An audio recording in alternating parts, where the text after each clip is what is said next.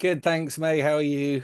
Good, good. Well, yeah, I've been a bit rocky this morning, so everyone's been very patient with me and very kind. So, thank you so much for having coming here to the session. You're Um, welcome.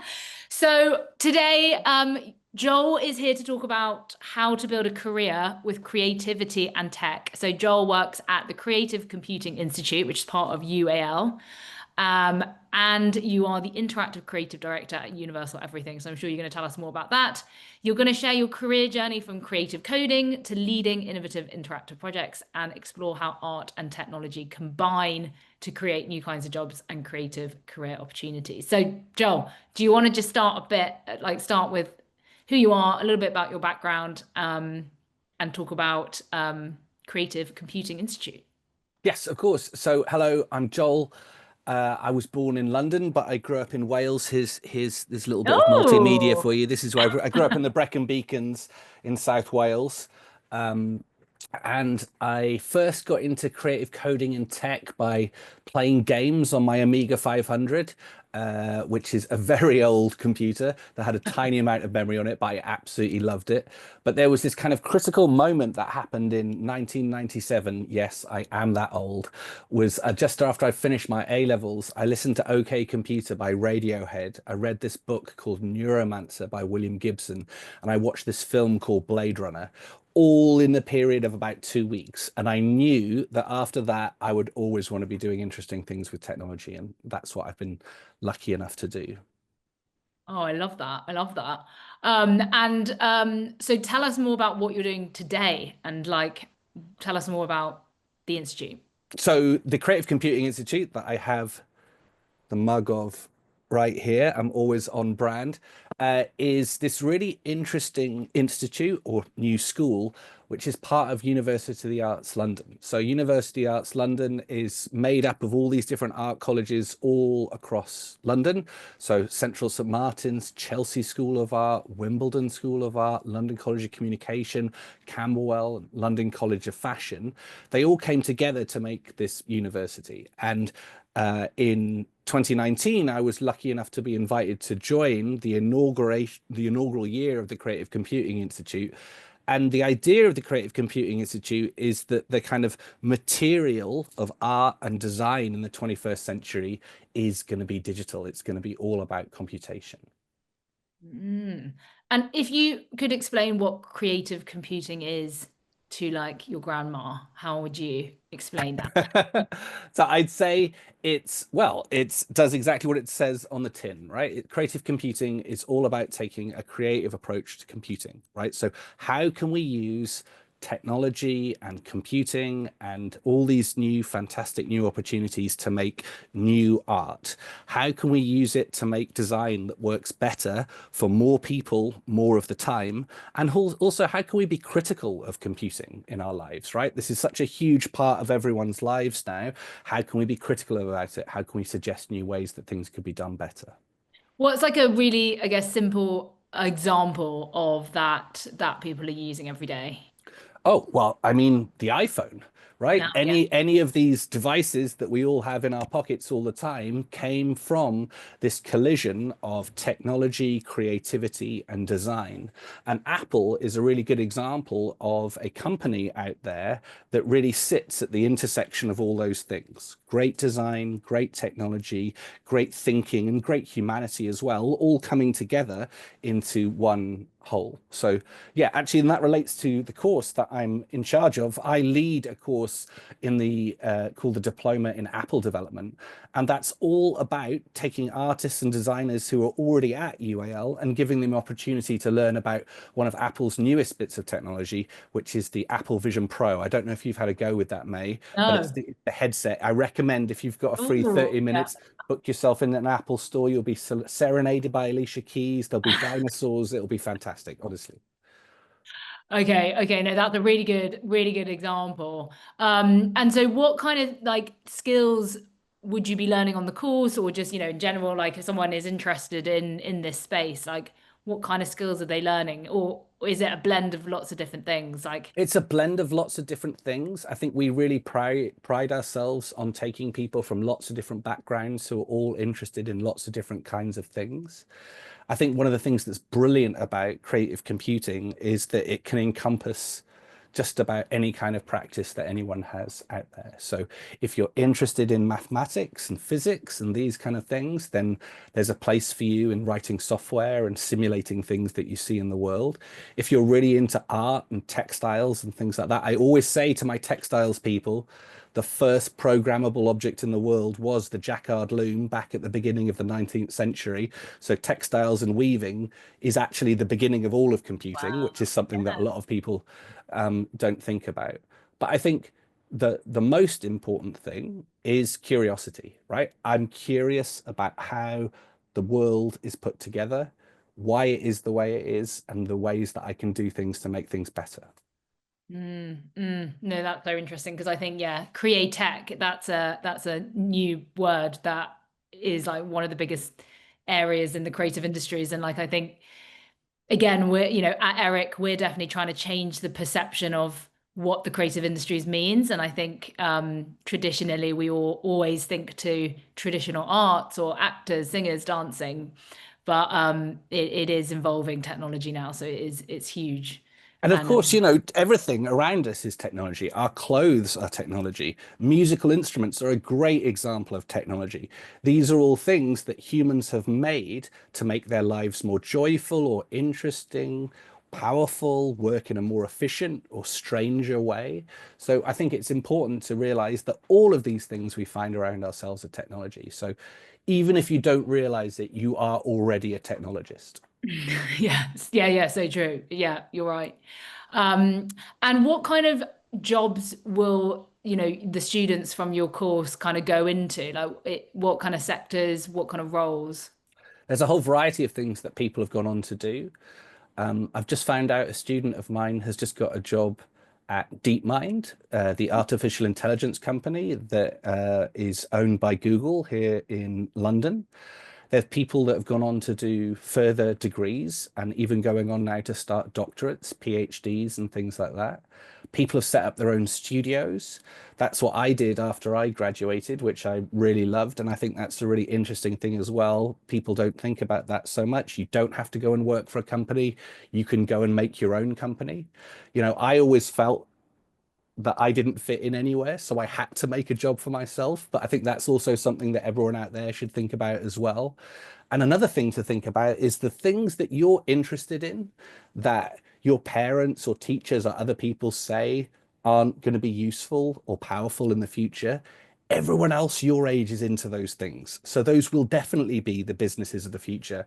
A great example of that is my friend Pete Hellicar, who I used to have a studio with. We made a company together.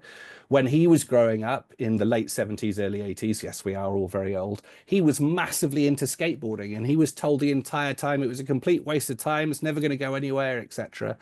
He ended up founding a company all based around skateboarding. He ended up getting a job as an art director of Etnies out in California and has now made a whole career around that. So if there's something that you really love and you really have a passion for, it doesn't really matter what it is. The passion is the thing that really matters. I love that. Well, that leads nicely on to my next question, because if what would your advice be to young people who have no idea what they want to do, don't know where to start? But I think, like you said, maybe it's that passion. What are you passionate about? Well, I mean, I first of all, I'd reassure them. I still don't know what I want to do when I grow up. I think the most important thing you can do is be kind, right? That's actually the best piece of business advice I'd ever got, because the relationships that you make with other people as you go through life are the things that you're going to rely on and discover things that you couldn't have found out about yourself. But what I would say is, what are you obsessed about, right? What is the thing that maybe you're doing while you're meant to be doing your homework or something else like that? If you can get paid to do that, you've won, right? And another thing to realize is that that if an adult says to you that's not a proper job, by the time that you get older, everything will have changed again. So realize that it's a cycle. It's a cycle. Mm. And I think your skateboarding example is a good one because your friend isn't just skateboarding, you know, he's not just a professional skateboarder, but there's so much around that one topic that you're really passionate about that you might not know about because there's the people behind, you know, behind building all these things, or like you said, technology now has a huge part to play in it. I mean, he Um, started off as a skateboarder, and he got as he got older, you know, it's a sport and it's extremely athletic. I don't know if anyone saw the skateboarding at the Paris Olympics, but it was completely amazing. After a while, your knees and ankles can't do that anymore. So he transitioned then into art direction. Let's design skateboards, let's design t-shirts, let's design skate ramps. How does that work? As soon as he got into that area, he realized that he loved this entire world of craft and art and technology. That's when we met up. We made a studio together. He's now commentating on skateboards competitions worldwide, right? The deeper you go into something, the more you realize it can go absolutely anywhere you want it to. mm. And I think that your course then is the perfect kind of starting point for people maybe who don't know what they want to do, but creative technology kind of sits in the heart of everything, and that could bleed into fashion, music, publishing, all of the different creative industries. Completely. And I think that was one of the things that I discovered. My route going to the first university I went to Imperial to do maths and computer science.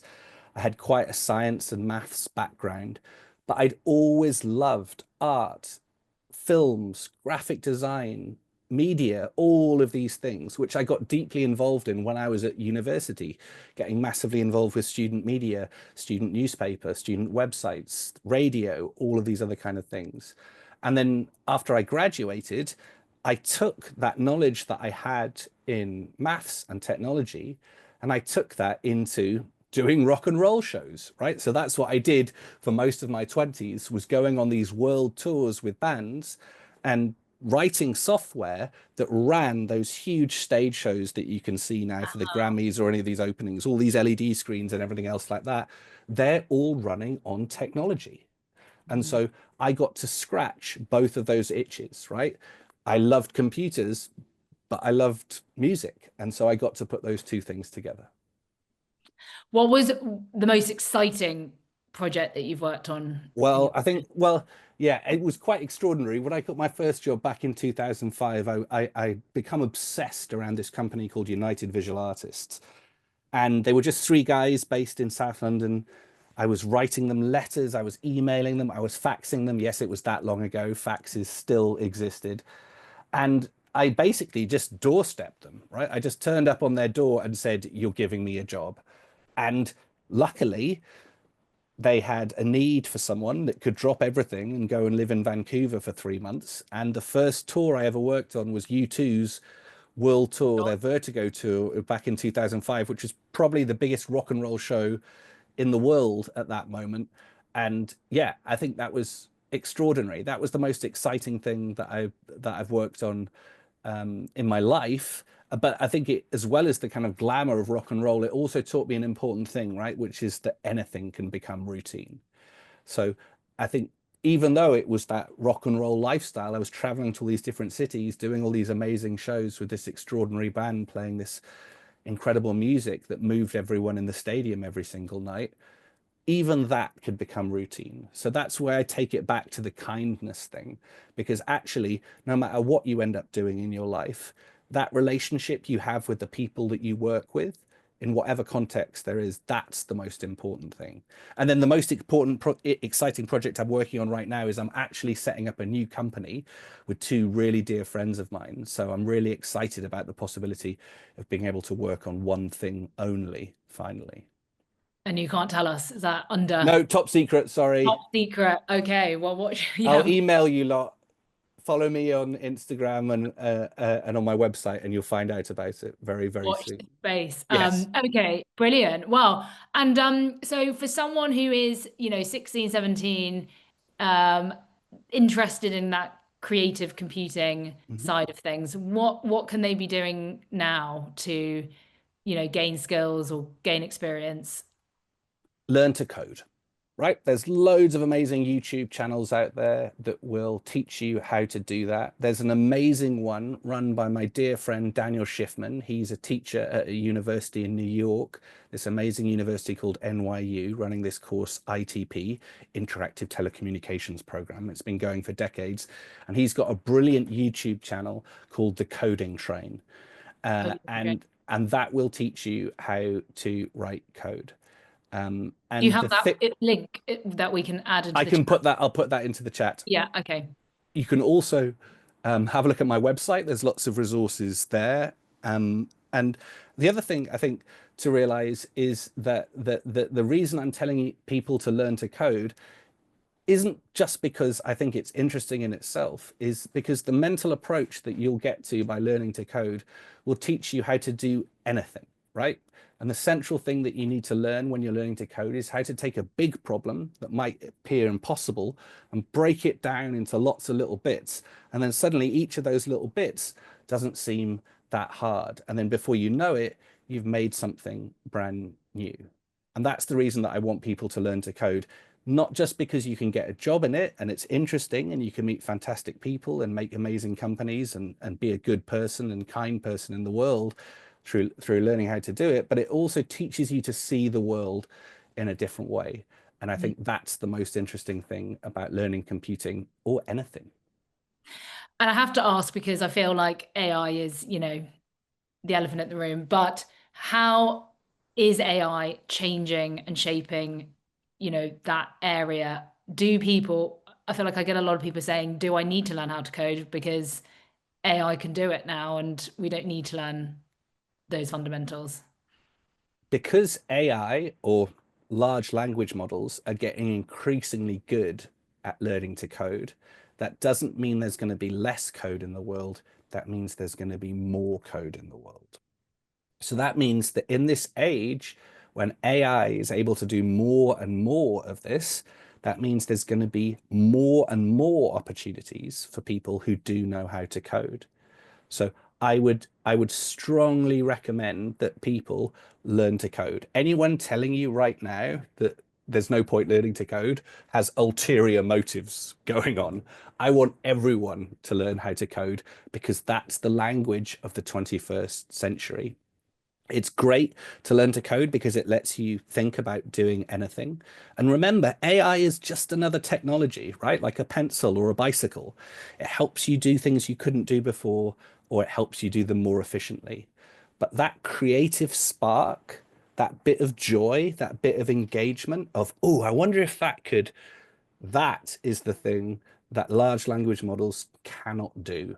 So the combination of being able to make those models and think in that unique, creative way that everyone can, because you're all fantastic, intelligent humans, though that's the combination that's going to be really important. Yes, so true. You still need to know how AI works, otherwise. Right. You know, when It the car came out and the car was invented, that meant that there was a greater need for mechanics and all the other things that went around it, rather than, oh, well, we don't need to walk anymore, that we don't need any of those things.